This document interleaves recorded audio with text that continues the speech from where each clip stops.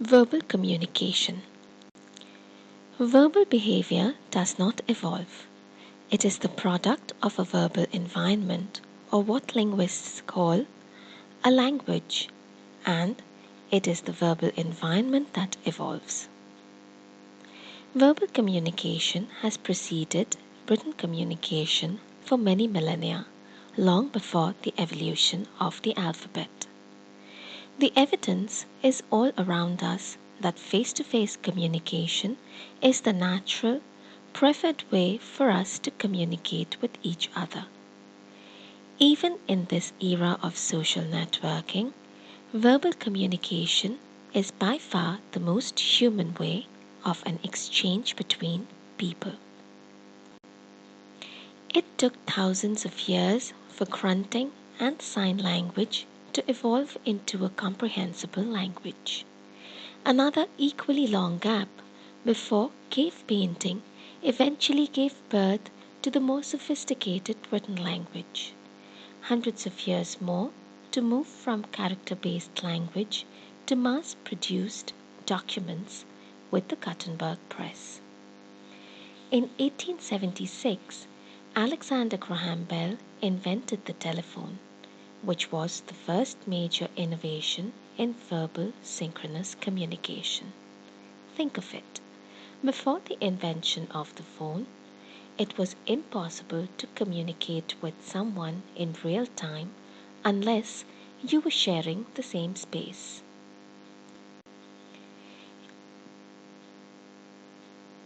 It took a few more decades for the email to arrive, and today, all of us, irrespective of geographical barriers, are connected to each other via the web. Today, irrespective of technological advancements, verbal communication continues to remain a strategic tool in the exchange of information. Communication is an ever-changing process, and today those changes are evolving faster than ever before. This presentation will make language dissemination and consumption easier and will facilitate smooth exchanges between communicators. A polite way of interacting with others. Being polite or nice to people is not difficult. In fact, it encourages others to be nice to you in turn. But sometimes it needs some refinement for others to realize your effort. A smile on your face makes others smile too. A kind word to someone or holding a door open for the person who is about to enter is really easy to do. And in the long run, it makes everyone, including yourself, happy. Smile at the people you meet. It will urge the other person to reciprocate positively too.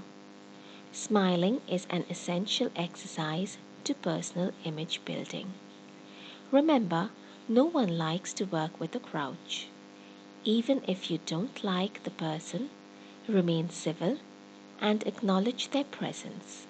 However, don't go too far with a casual chat or an exaggerated comic smile.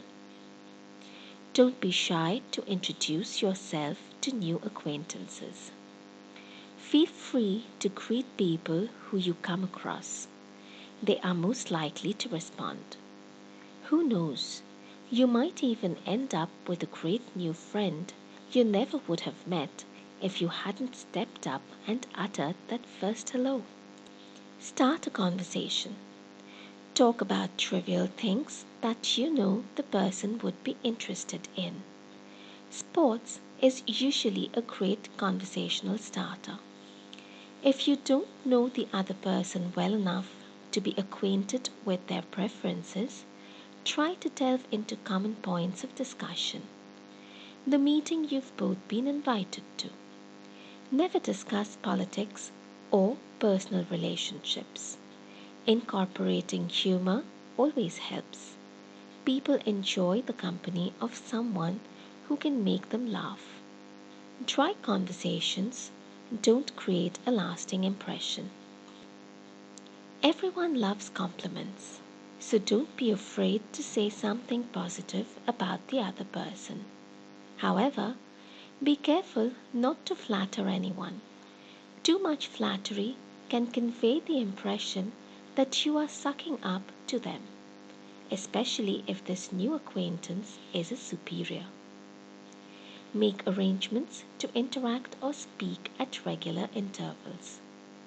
Schedule weekly meetings or discussions so that representatives of important departments get to meet and interact with each other on a regular basis.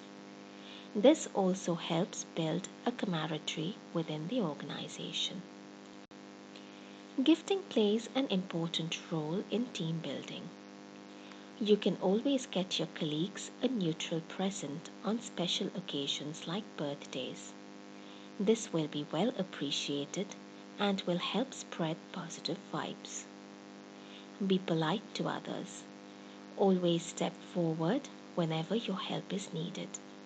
You will be surprised to see how far a good gesture can travel or how well a person remembers a helpful deed.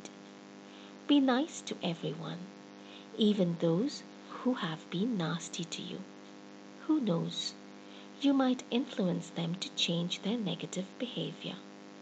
And if they don't, at least you are being decent. Never cuss. It projects an ugly image of you. Always remember to treat people the way you would like to be treated. If you are nice to people, they will reciprocate your pleasantness. And if you are nasty and spiteful, they will either ignore you or treat you in the same way.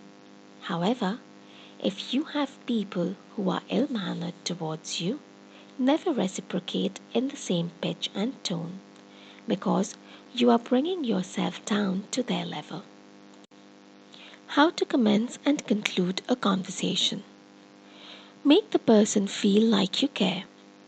You can turn a total stranger into a friend just by making him feel that you care about what he has to say and that his opinion matters to you.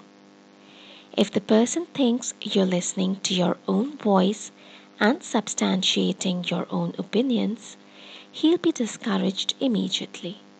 Instead, focus and maintain eye contact without being too intense. Give the person enough personal space, but show that the person has your attention. Always make it a point to remember names. Your gestures should convey the message that you are listening intently. Make the person feel like his thoughts are important. If he begins to talk about a particular subject, ensure that it continues to be the central point of focus instead of sidelining or diluting the topic. Use your wit to catch the person's attention. Show that you're comfortable with wordplay, clever jokes, and general banter. Ask open-ended questions.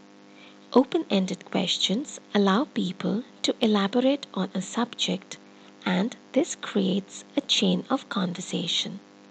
It helps the participants to shed their inhibitions and encourages them to converse freely.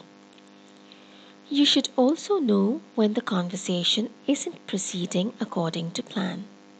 If someone is giving you generic answers in monosyllables to questions that require more of a response, then that person may not be able to connect with you. It might also be a sign of disinterest or resentment.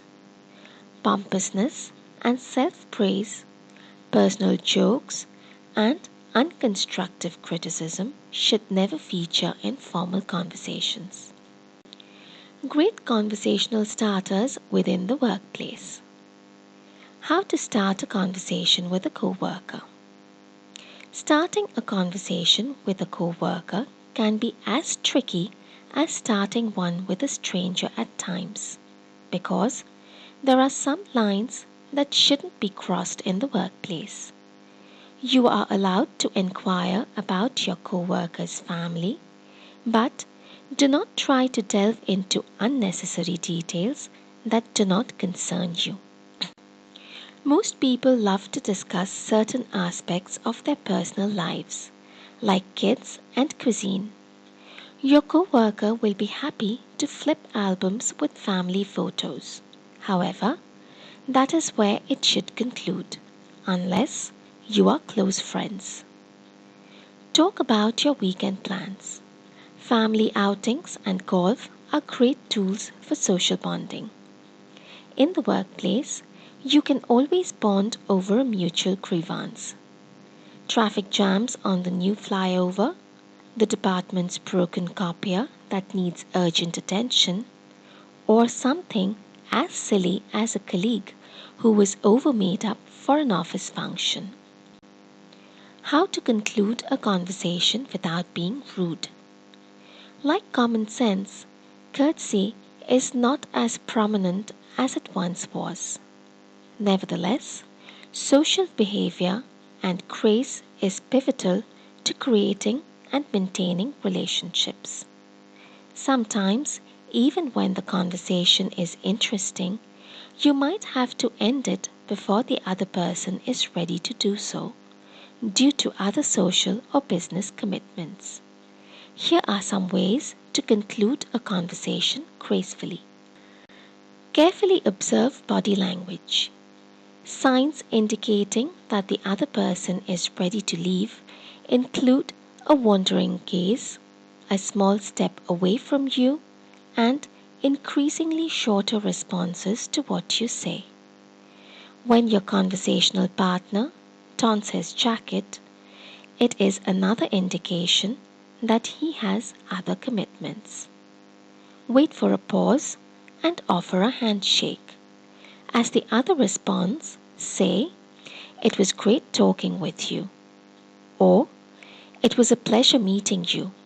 Hope to see you later." Offer an apology, smile, and say goodbye. "I don't want to keep you waiting any longer. I can see that you have a rather busy schedule, but it was good to see you, and I hope you will accept my invitation again." If you want to see the other person again, suggest meeting in the near future. Be specific. How about next Wednesday afternoon?